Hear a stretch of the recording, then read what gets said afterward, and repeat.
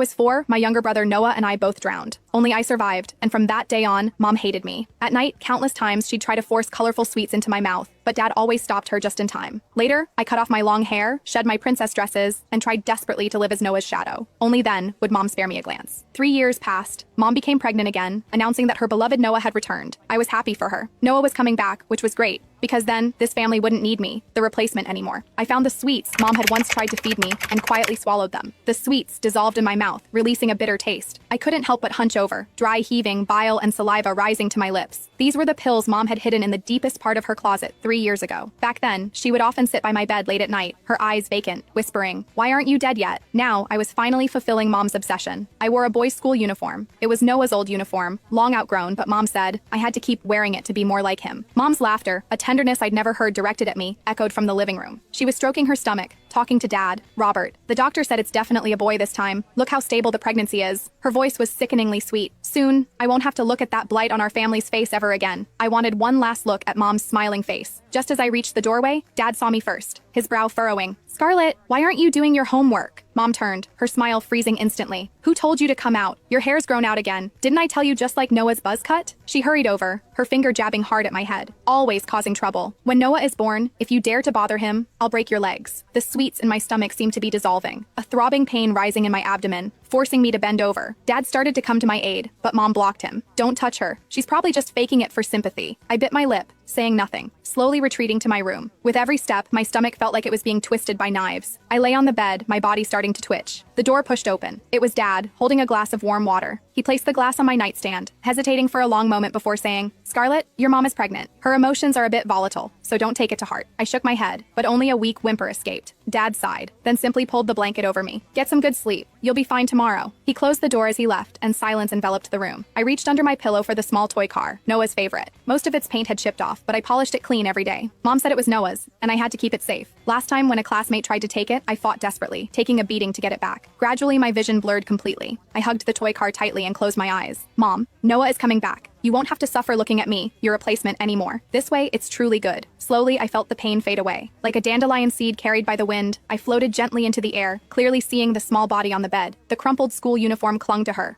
face as white as paper, her lips an unnatural purplish blue. A smudge of undigested bile still clung to the corner of her mouth, and in her hand, she clutched that small toy car. Mom pushed the door open just as I was looking down at my own hands. They were transparent, allowing the sunlight to pass through them, revealing a photo of Noah. She didn't glance at me on the bed. Instead, she walked straight to the desk, picked up Noah's photo, and meticulously wiped it clean, murmuring, "Noah, Mom's going to buy you a new bassinet today. Do you like blue or yellow?" She turned to leave, accidentally kicking the bed frame. Only then did she impatiently